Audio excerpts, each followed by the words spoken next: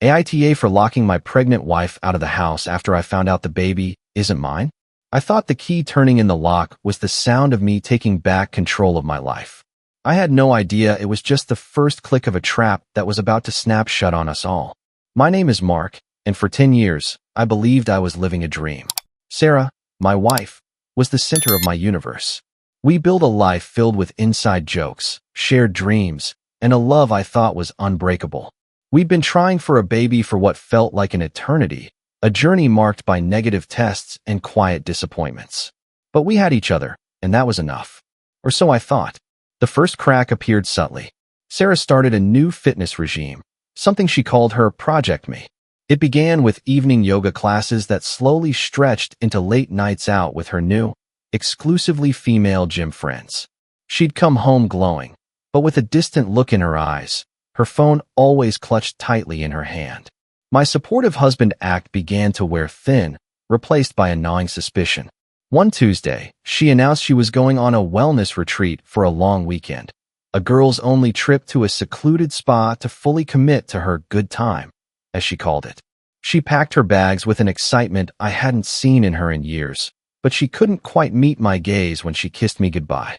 The house felt colder the moment the door closed behind her. I tried to bury my unease, telling myself I was being paranoid, that I should be happy she was finding joy. But the silence of our home was deafening, and it whispered that something was very, very wrong. I decided then that I couldn't just wait and wonder. I had to know the truth, no matter how much it hurt. The weekend she was away, I fought every impulse to call her. Instead, I busied myself with chores, my eyes constantly drifting to her side of the closet, her perfume bottle on the dresser. On a whim, I checked our shared cloud storage for some old vacation photos, hoping to remind myself of happier times. That's when I found them, not in the shared folder, but in a private, password-protected album I wasn't meant to see.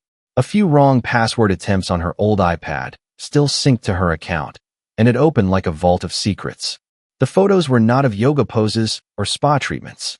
They were of Sarah, laughing on a beach I didn't recognize, wrapped in the arms of a man I'd never seen before. The timestamp was from that very weekend.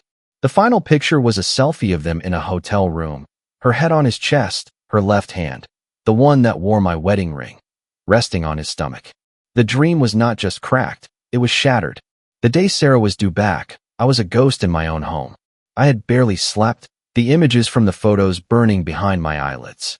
I moved through the rooms like an automaton, my mind a storm of rage, betrayal, and a grief so profound it felt physical. I didn't know what I was going to say or do. I just knew the life we had was over. I heard her key in the lock around 6 in the evening.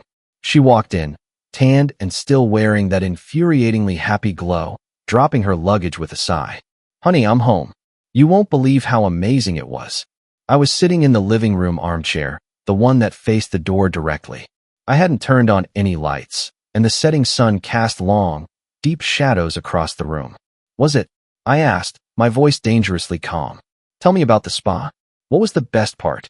She blinked, her smile faltering for a fraction of a second before she launched into a rehearsed-sounding story about massages and green smoothies. I let her talk, let her dig the hole deeper. When she finished, I stood up. "It sounds incredible," I said, walking to the bookshelf. I pulled out a printed photograph, the hotel room selfie, and handed it to her. "But this doesn't look like a spa." The color drained from her face. Her mouth opened and closed, but no sound came out. The silence was heavier than any accusation. Then, the excuses started tumbling out in a panicked rush. "Mark, it's not what you think. It was a mistake. It just happened." I was confused. I didn't yell. I didn't cry. I just felt a cold, hard emptiness settle in my chest. I told her to pack a bag and get out. She begged. She pleaded. She finally turned angry, calling me cold and unforgiving. But I was immovable.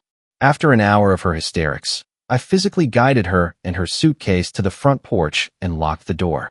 I heard her crying, then the sound of a car starting and driving away. The silence returned, but this time, it was a relief. It was over. A week later, she started blowing up my phone. I had been ignoring her calls, but she switched to text messages. They were no longer pleas for forgiveness. They were demands. "We need to talk. It's urgent. It's about the retreat." I finally responded with a single, cold word. What? Her reply made my blood run cold and my heart stop in my chest. I'm pregnant, Mark. We're going to have a baby. Pregnant. The word echoed in the silent house, a word I had longed to hear for years, now twisted into a weapon. My initial, fleeting burst of joy was instantly obliterated by a crushing wave of doubt. Was it mine? The timeline was a nightmare. Her good time retreat was just over 2 weeks ago. It was possible, medically, but it was also perfectly aligned with her infidelity. I felt like I was going to be sick. This was no longer just about a broken marriage. It was about being potentially tied to a liar and her affair partner for the rest of my life. I called her back, my hand trembling. Is it mine? I asked, my voice raw. She was crying on the other end. Of course it is, Mark. How can you even ask that? This is a miracle. It's what we wanted. But her words felt hollow, rehearsed. I remembered the ease with which she had lied about the retreat. Why would she tell the truth now? I told her I needed time to think and that I didn't want to see her. I hung up and sank to the floor, my head in my hands. The baby we had prayed for had arrived under a cloud of betrayal, and I couldn't separate the two. Was I supposed to just forget everything because of a positive test? The potential of a child was now the very thing locking me into a nightmare. A few days later, her brother, David, showed up at my door. He was always the reasonable one in the family. He didn't try to defend Sarah's actions. What she did was horrible, Mark. No one is disputing that, he said, standing on my doorstep. But she's a wreck. She's pregnant and alone. Kicking her out, I get it. But locking her out completely? Refusing to even talk about the baby? This is cruel. You loved her once. Don't you at least owe it to yourself, and to that child, to find out the truth before you make a final decision? His words hit me harder than Sarah's tears or anger. He was right about one thing. I couldn't live in this limbo. I needed to know the truth, not just assume it. The question was, how far was I willing to go to get it? David's visit planted a seed. I couldn't base the next 18 years of my life on an assumption. I needed proof. I contacted a private investigator, a grim-faced man named Mr. Evans. I gave him the little information I had, the dates of the retreat and the photo of the other man. I need to know who he is and if their relationship is ongoing. I told him, the words tasting like ash. And I need to know if there's any way to determine paternity before the baby is born. He nodded, his expression unreadable. The latter is difficult but possible with a non-invasive test. The former, he said, is my job. The wait was agonizing. Every day was a battle between my lingering love for Sarah and the searing image of her betrayal. She continued to text, her messages shifting from angry to desperate to resigned. She sent me a sonogram picture. A little, blurry bean. My heart ached looking at it. Was that my child? Or a permanent reminder of her infidelity? I felt like I was losing my mind. Mr. Evans called me a week later. He had found the man. His name was Alex, and he was a divorced personal trainer from her gym. Their affair had been going on for at least 3 months. The retreat was just their first trip away together. The investigator had also confirmed they were still in contact, meeting for coffee when Sarah thought I was at work. The final nail in the coffin was a piece of information that made my blood run cold. Alex had bragged to a friend, whom the investigator had discreetly spoken to, about finally being a father. He knew about the pregnancy, and he believed the child was his. I had my answer. It wasn't the one I had prayed for, but it was the truth. The baby wasn't mine. The relief was immediate and overwhelming, followed by a fresh wave of anger at her continued deception. She was still trying to pass the child off as mine, likely for financial security and to avoid the shame. I now held the power to end her charade. But I had to be smart. I couldn't just confront her. She would deny it. I needed her to admit it herself. I invited Sarah over to talk, promising her I was ready to listen. She arrived looking hopeful but nervous. I had set up a voice recorder on my phone, placed discreetly on the coffee table between us. I played the part of a conflicted, hurt husband. I want to believe you, Sarah. I want to believe this baby is mine and that we can fix this. But you lied to me once. How can I trust you now? She fell for it completely. She launched into a tearful monologue about how it was a moment of insanity, that Alex meant nothing, and that our love was what truly mattered. This baby is a blessing from our love, Mark. It's ours, she insisted. I let the silence hang in the air for a moment before I played my card. That's interesting, I said, my voice cold and steady. Because I know for a fact that Alex is telling his friends he's going to be a father. He seems very sure it's his. The change in her was instantaneous. Her face went pale. The tears stopped.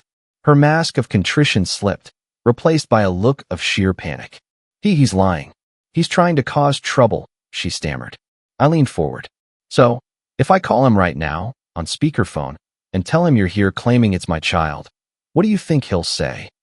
The fight went out of her. Her shoulders slumped, and she looked down at her hands. It's his, she whispered, the admission finally tearing out of her. I'm so sorry, Mark. I stopped the recording. I had what I needed. I told her to leave and that any further communication could go through my lawyer. I filed for divorce the next day, citing adultery and including the recording as evidence. The divorce was finalized quickly. She is now with Alex, preparing for the birth of their child. I am alone, but I am free. The hook I thought was pulling me into a trap turned out to be the line I used to pull myself out of the wreckage. I learned a brutal lesson. Some second chances are just invitations for a second betrayal. And sometimes, the most loving thing you can do for yourself is to turn the key and walk away for good. The story ends here, but our journey doesn't have to. If you want to join me for the next tale, please subscribe and ring that bell. Your support means everything. Thanks for watching.